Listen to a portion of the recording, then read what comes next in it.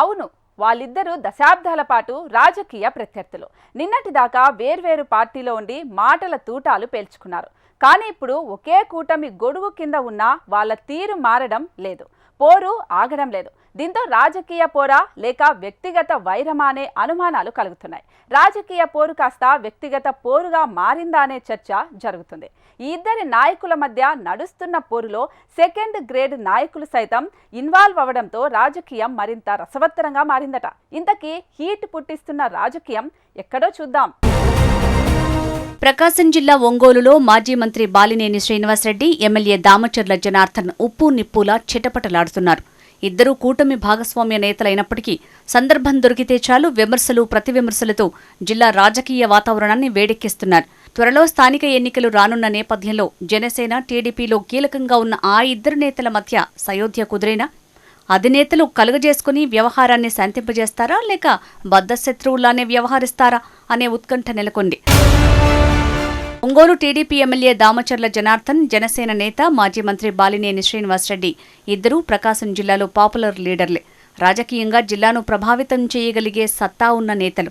సుదీర్ఘ రాజకీయ అనుభవంతో బాలినేని రాష్ట్ర రాజకీయాల్లోనూ మంచి గుర్తింపు తెచ్చుకున్నారు. బాలినేని ఇప్పటివరకు 5 సార్లు ఎమ్మెల్యేగా గెలిచి 2 సార్లు మంత్రిగా పనిచేశారు.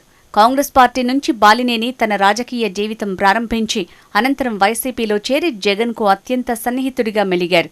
ఉమ్మడి ఏపీలో కాంగ్రెస్ ప్రభుత్వంలో మంత్రిగా, రాష్ట్ర విభజన తర్వాత జగన్ ప్రభుత్వంలో కూడా మంత్రిగా పనిచేశారు. వైసీపీలో ఉన్నప్పుడు జిల్లా, రాష్ట్ర రాజకీయాల్లో కీలకంగా వ్యవహరించారు. 2024 ఎన్నికల అనంతరం వైసీపీ ఓటమి, ఆ తర్వాత జగన్తో విభేదాల వల్ల ఫ్యాన్ పార్టీని వీడి జనసేన పార్టీలో చేరిపోయారు బాలినేని. ఇటు దామచర్ల జనార్దన్ కుటుంబం కూడా ప్రకాశం జిల్లా రాజకీయాల్లో కీలకంగా ఉంటూ వస్తోంది. తెలుగుదేశం పార్టీ స్థాపించిన నాటి నుంచి దామచర్ల కుటుంబం సైకిల్ పార్టీతో ప్రయాణం చేస్తోంది. దామచర్ల జనార్దన్ తాత దామచర్ల ఆంజనేయులు టీడీపీ నుంచి ఉమ్మడి ఆంధ్రప్రదేశ్లో మంత్రిగా పనిచేశారు. తాత దామచర్ల ఆంజనేయులు రాజకీయ ప్రస్థానానికి కొనసాగింపుగా దామచర్ల జనార్దన్ సైతం సైకిల్ పార్టీలో కొనసాగుతూ వస్తున్నారు. దామచర్ల జనార్దన్ 4 సార్లు ఎన్నికల్లో పోటీ చేసి 2014, 2024లో ఎమ్మెల్యేగా విజయం సాధించారు. గతంలో ఉమ్మడి ప్రకాశం జిల్లా తెలుగుదేశం పార్టీ అధ్యక్షుడిగా కూడా జనార్దన్ పనిచేశారు. ప్రస్తుతం తెలుగుదేశం పార్టీ రాష్ట్ర ఉపాధ్యక్షుడిగా బాధ్యతలు నిర్వహిస్తున్నారు. అయితే ఉమ్మడి ప్రకాశం జిల్లా రాజకీయాలను ప్రభావితం చేయగలిగే నేతలుగా ఎదిగిన బాలినేని, దామచర్ల మధ్య రాజకీయ వైరం ఇప్పుడు అక్కడ హీట్ పుట్టిస్తోంది.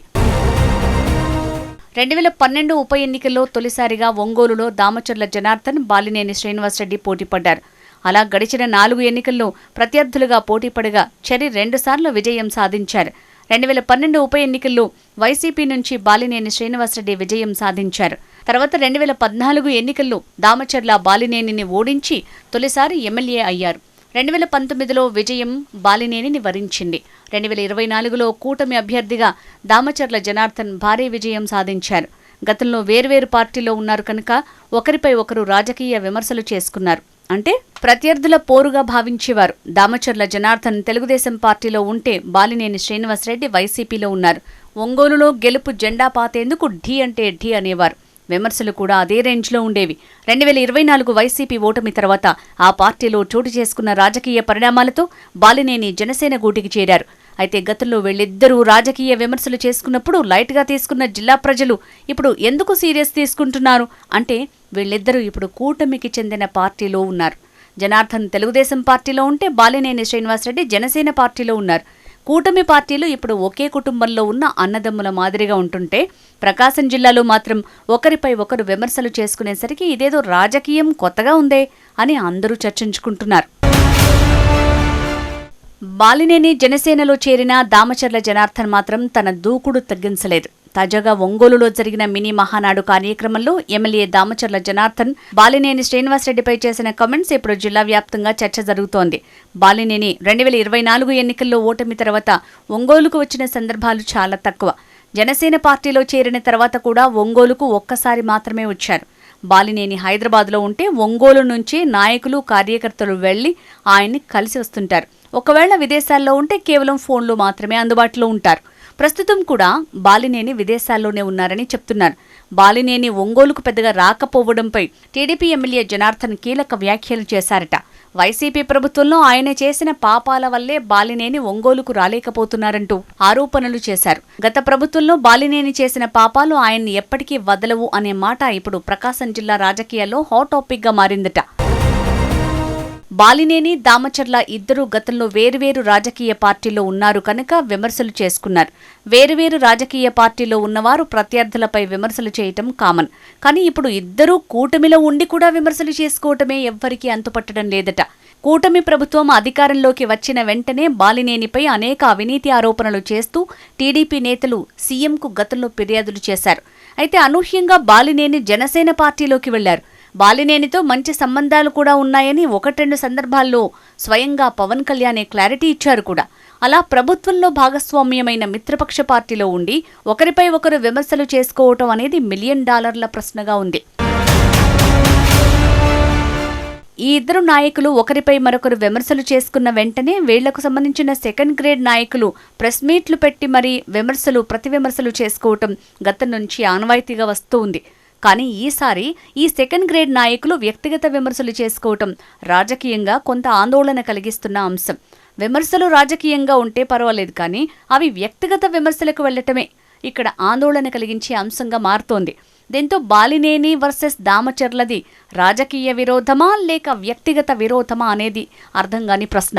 రాజకీయ విరోధమైతే ఈ సెకండ్ గ్రేడ్ నాయకులు రాజకీయ విమర్శల స్థానంలో వ్యక్తిగత విమర్శలకు ఎందుకు దిగాల్సొస్తోంది అనేది కూడా అనుమానం కలిగించే ప్రశ్నగా ఉంది.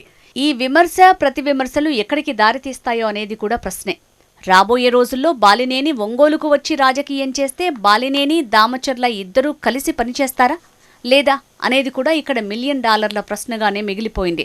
ప్రస్తుతానికి ఇద్దరూ కూటమికి సంబంధించిన మిత్రపక్ష పార్టీల్లో ఉన్నారు, కానీ విమర్శలైతే చేసుకుంటున్నారు. ఈ ఇద్దరి విమర్శలు మిత్రపక్షమైన కూటమిపై ప్రభావం చూపే అవకాశం ఉంటుందా అనే ప్రశ్నలు తలెత్తుతున్నాయి. అయితే ఈ ఇద్దరి నాయకుల మధ్య ఉన్న వైరం అధిష్టానానికి తెలీదా?